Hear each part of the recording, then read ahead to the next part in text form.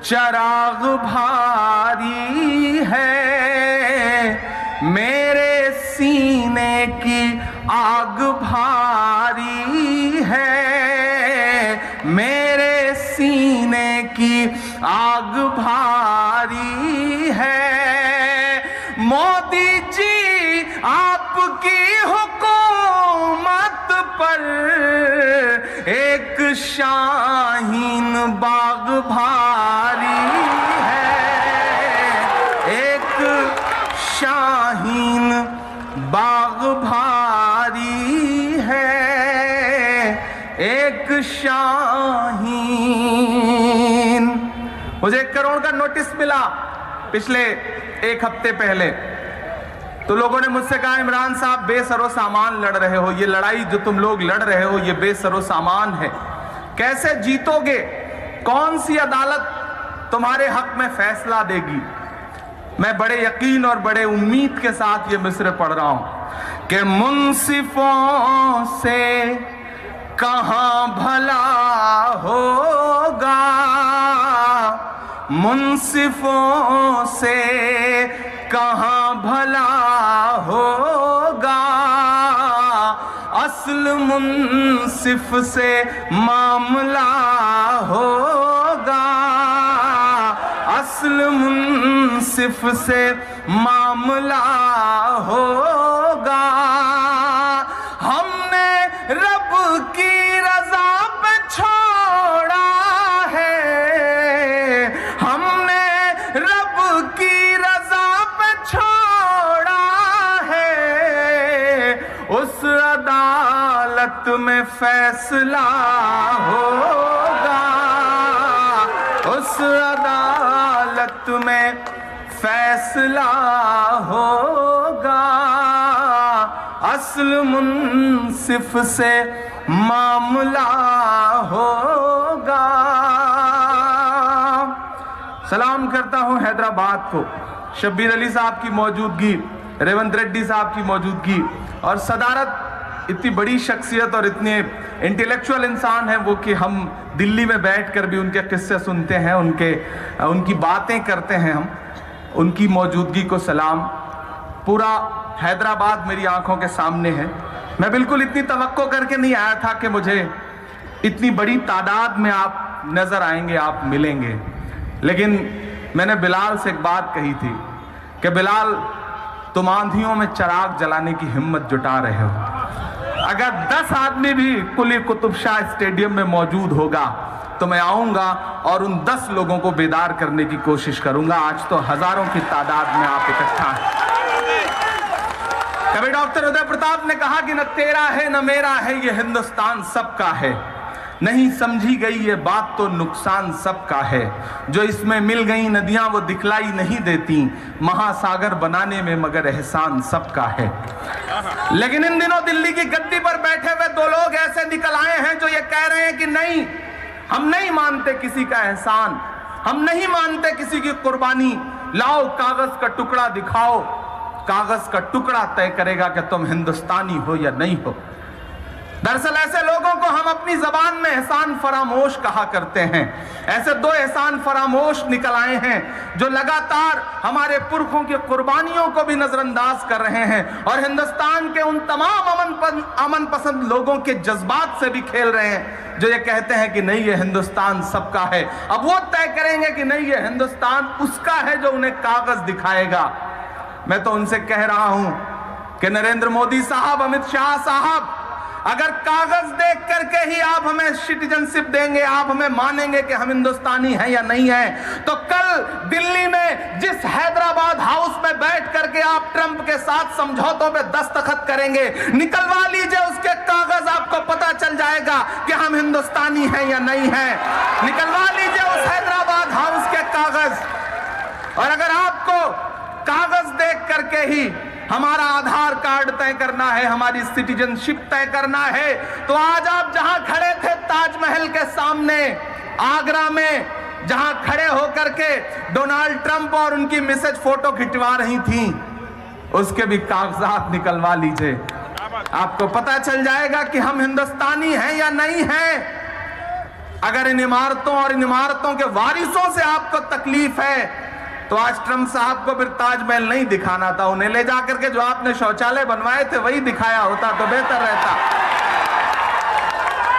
लेकिन वो ये कह रहे हैं कि हम नहीं मानेंगे साहब, वो मानने को तैयार नहीं है। अगर वो मानने को तैयार नहीं है तो मैं भी हैदराबाद की इस तारीखी सरजमीन पे खड़ा होकर कह रहा हूं कि मेरा नाम इमरान प्रतापगढ़ी है। 4-5 दिन पहले आपने मुझे 1 करोड़ रुपए का नोटिस दिया है, शुक्रिया आपका। ऐसी नोटिस को हम नोटिस लेने वाले नहीं हैं। आप देते रहिए हमें नोटिस, लेकिन अगर आप सोचेंगे कि इससे हमारी आवाज बंद हो जाएगी तो आप गलतफहमी के शिकार हैं। हिंदुस्तान का हर शहर इस वक्त उठ खड़ा हुआ है। हमें पता है आपके मंसूबे बहुत खतरनाक हैं, दिल्ली जल रही है और आप नमस्ते ट्रंप करने में लगे हुए हैं, लेकिन ये कुर्बानियां जो हमारी माएं हमारी बहनें दे रही हैं वो जाया नहीं जाएंगी। यहां भी बड़ी तादाद में हमारी माएं बहनें बैठी हैं। मैं अक्सर इस बात की हैदराबाद के सामने खड़े होकर शिकायत भी कर रहा हूं और गुजारिश भी कर रहा हूं कि वो हैदराबाद जिसके लिए तकरीरों में यह कहा जाता है कि हिंदुस्तान के मुसलमानों का मरकज हैदराबाद है, मुझे हैरत है कि उस हैदराबाद में कोई शाहीन बाग क्यों नहीं है। मेरा सवाल है ये हैदराबाद से कि उस हैदराबाद में शाहीन बाग क्यों नहीं है। मुझे हैरत है कि मैं तकरीरें सुना करता था कि कार की स्टीयरिंग तो हमारे हाथ में है। अगर कार की स्टीयरिंग आपके हाथ में है तो मुझे बताइए कि एहतजाज करने वाली हमारी माओ बहनों को कुचलने की हिम्मत कैसे दिखा रही है ये कार। और ऐसी स्टीयरिंग हाथ में रखने का क्या फायदा जो कार हमारे लोगों को कुचलने की हिम्मत दिखाए और आप उसकी स्टीयरिंग पकड़ के बैठे रहिए। यह वक्त कार की स्टीयरिंग हाथ में लेने का नहीं है, बल्कि कार के ब्रेक पे पैर रख देने का वक्त है। अगर हिम्मत है तो वो करिए, जरूरत उसकी है। मैं हैदराबाद में खड़ा हूं, मुझे पता है मैं जो बोल रहा हूं वो कहां तक उसका संदेशा जाता है, लेकिन मैं ये भी जानता हूं कि आज 65 से ज्यादा दिन हो गए हैं जब मैं अपने घर नहीं रहा हूं। मैं मुसलसल सफर में हूं, क्योंकि मेरी मां ने मुझसे एक दिन कहा था, जब जामिया की निहत्थी बच्चियों पर लाठियां बरसी थीं तो मैं मौजूद था उस दिन दिल्ली पुलिस मुख्यालय के सामने, और मैं खड़ा होकर के रात के 10 बजे से सुबह के 3:30 बजे तक 4 डिग्री टेम्परेचर में नारे लगा रहा था, क्योंकि मेरी मां ने मुझसे कहा था कि यह वक्त ऐसा है कि जाओ और उनके साथ खड़े हो जाओ, मैं ये समझूंगी कि तुमने मेरे दूध का हक अदा कर दिया है। यह वक्त ऐसा वक्त है, मैं इसलिए खड़ा हूं, मैं शहर दर शहर जा करके लोगों से सवाल कर रहा हूं, लोगों से बात कर रहा हूं, लोगों को बेदार करने की हिम्मत जुटा रहा हूं मेरे भाई। लेकिन दिल्ली में बैठे हुए लोगों के इरादे बहुत खतरनाक हैं। जब गृह मंत्री जी क्रोनोलॉजी समझाते हुए कहते हैं कि पहले सीए आएगा, फिर एनआरसी आएगा, फिर घुसपैठिए बाहर किए जाएंगे। अमित शाह साहब, कौन घुसपैठिया? हम आपको घुसपैठिए लगते हैं? अरे हम घुसपैठिए नहीं हैं। घुसपैठिए आपके गुजरात के मुख्यमंत्री विजय रूपानी हैं, जो बर्मा में पैदा हुए थे और हिंदुस्तान में आकर के सियासत कर रहे हैं। हम घुसपैठिए नहीं हैं। घुसपैठिया वो होता है जो हिंदुस्तान से बाहर पैदा हुआ रहा हो। बाहर तो पैदा अडवाणी जी भी हुए थे जो आजादी के बाद हिंदुस्तान में आए। हम घुसपैठिए नहीं हैं।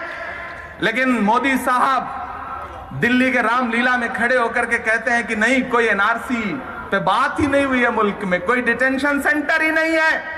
लेकिन सोशल मीडिया और डिजिटल मीडिया का जमाना है, उनका झूठ देश के सामने ला करके रख दिया। मैं पूरी जिम्मेदारी से कह रहा हूं कि इस मुल्क ने इससे पहले बड़े खराब प्राइम मिनिस्टर देखे होंगे, बड़े बेकार प्राइम मिनिस्टर देखे होंगे, लेकिन इनसे ज्यादा झूठा प्राइम मिनिस्टर इस मुल्क ने पहले कभी नहीं देखा है। मैं पूरी जिम्मेदारी से यह बात कह रहा हूं। हैदराबाद की तमाम जिम्मेदारान शख्सियत यहां बैठी हुई हैं। मैं आपसे भी गुजारिश कर रहा हूं कि हैदराबाद वालों, पूरा हिंदुस्तान आपकी तरफ बड़ी उम्मीदों से देखता है। हम 19 लाशें उठा करके आपके बीच आए हैं। हमने अपने हाथों से 19 लाशें उठाई हैं। मैं उत्तर प्रदेश में रहता हूं, उत्तर प्रदेश से आपके बीच में आया हूं, जहां योगी माइक से कहते हैं कि ठोक दो और गोली मार दो। लेकिन हम उन आंधियों में भी चिराग जलाने की हिम्मत जुटा रहे हैं।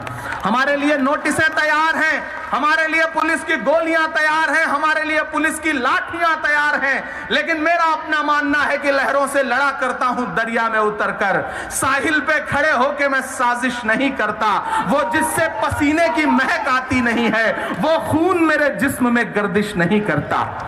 हैदराबाद वालों, पूरा हिंदुस्तान आपकी तरफ बड़ी उम्मीदों से देख रहा है। मेरी माएं बहनें बैठी हैं, मैं आपको सलाम करने आया हूं। मेरी माओ बहनों, मैं मुसलसल आपकी खबरें पढ़ रहा हूं, जब ये देख रहा हूं